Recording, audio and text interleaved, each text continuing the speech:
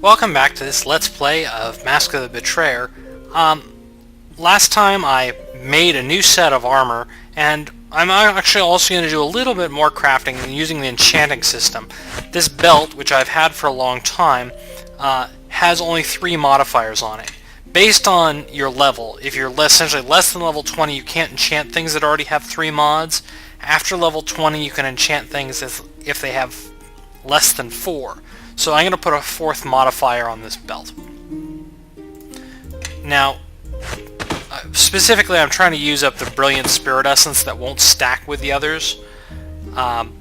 So what I'm doing is I'm putting a strength bonus on my belt.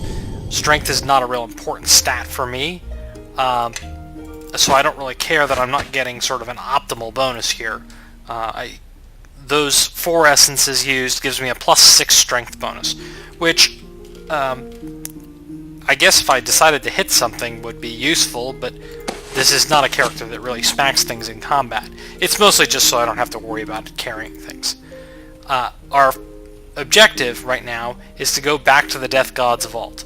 If you remember way back, I think this was like video 10 or 11 or something, we talked to the High Priest of Merkel, who was in the Death God's Vault, and we couldn't do anything with him because we had no way to compel him. Now that we're a Spirit Eater, we can just sort of threaten to eat him if he doesn't help us. So let's go back and have a chat with him.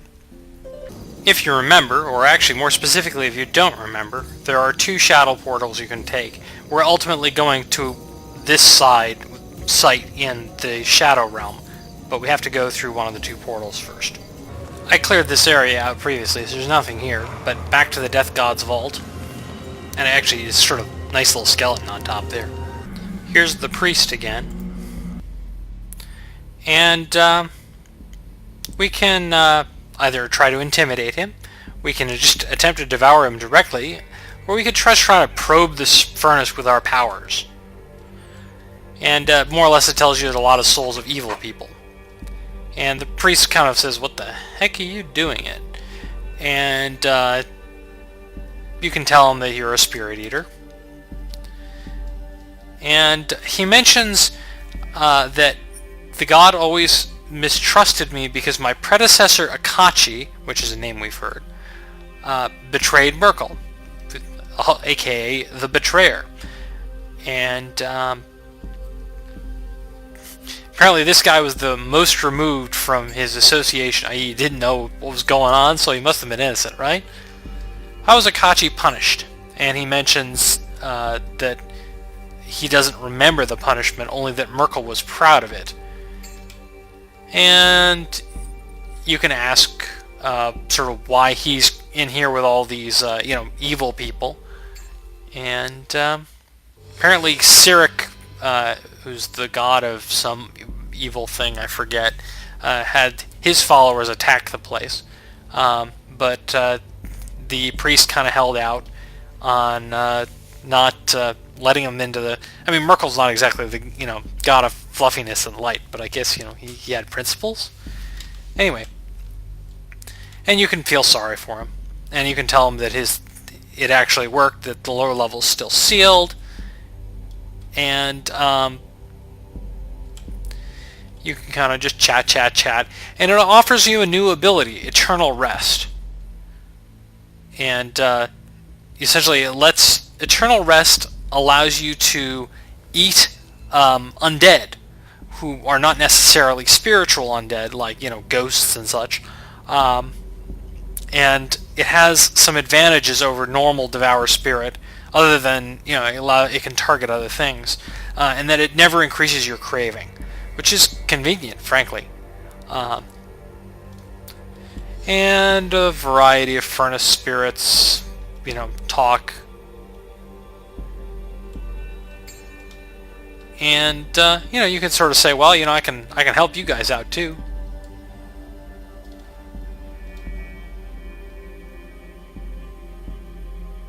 And well, let's just do it.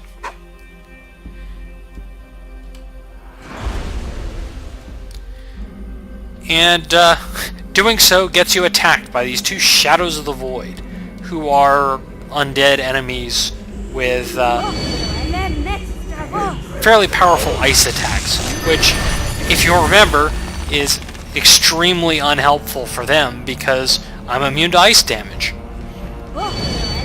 They're also interesting for another reason, but I gotta weaken them first before I can get to that. They're not very hard. See, now that he's weakened, I'm going to go to my character sheet here to my feats, grab Eternal Rest. I'll keep Devour Spirit maybe on, like, you know, down here with Mold Spirit, just, you know, it's there. I'm not gonna, probably never gonna use it again, actually. And we can Eternal Rest the Shadow of the Void, and get a Shadow of the Void's essence. However, there's another Shadow of the Void here, who's been blinded by Sunburst, and is harmless. So, for now, what I'm going to do, and I'll do this off screen, is wait the 5 minutes for Eternal Rest to cool down, and eat that one too. So I'm not going to do that on screen, I'll just do that off screen. Now here we are with 2 times Shadow of the Void's essence.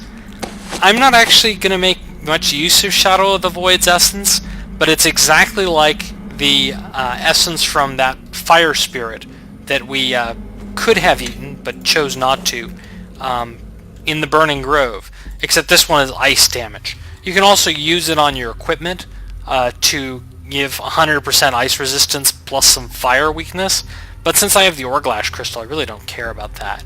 I'm mostly just showing that because it's kind of a cute trick, not because I actually intend to do anything with it.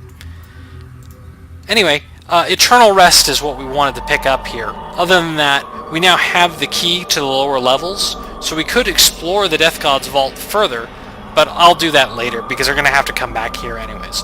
I'll meet you back at the Thaymount. I forgot to mention, to get the key you have to actually click on the furnace and just go through a little dialogue. The key is this Silver Sword of Gith replica, which your journal tells you is probably a key. I'm not going to do anything with it just yet, but I'll hang on to it. I did bother to use one of those Spirit of the Void essences on my Scimitar of Mieliki, so as you can see, it's now a fairly potent weapon, although I'm not much of a fighter. With the +6 strength, I might not be totally useless, but not very useful. I'll meet you inside the academy. I won't be able to do very much of the academy in this video, though I do want to get one thing out of the way. Just gonna bash that so I know that it's gone. In this room here, there are some apprentices who are hostile, or students, sorry. So I guess we're just gonna have to teach them a lesson. And I guess one of them, they will cast, what are they casting? Greater invisibility sometimes. One of the spells I picked up for Spirit Shaman is, what's it called? True Seeing. So I could get around that if I really wanted to, but I don't really care that much. I'll just wait until he decides to do something hostile and then destroy him. Or I'll just get impatient.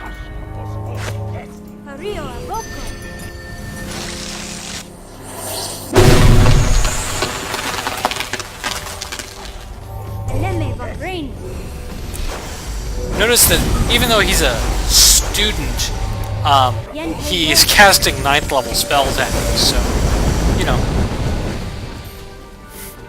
Graduate student, I guess.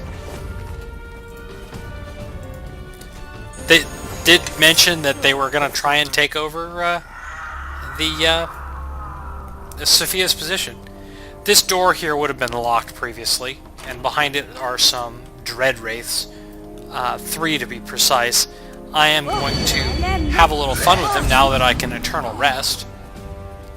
Well, once I actually get them down to low enough hit points. But that's going to be it for this video. He hit me with an improved disarm, which is part of why I like being a magic spellcaster rather than a fighter for this campaign. And for all the knockdown, you can be immune to it. Prove disarm, you're stuck. So, I'm just waiting for Eternal Rest to cool down. Unfortunately, looking back at the log here, spell fizzle due to arcane spell failure. Apparently this item was miscoded and they forgot to make it so that it's active while it's in your inventory. And it doesn't work. And I'm going to have to go back to my other robes because, well, I don't want spell failure. What a pain. Not too bad. I'll see you in the next video.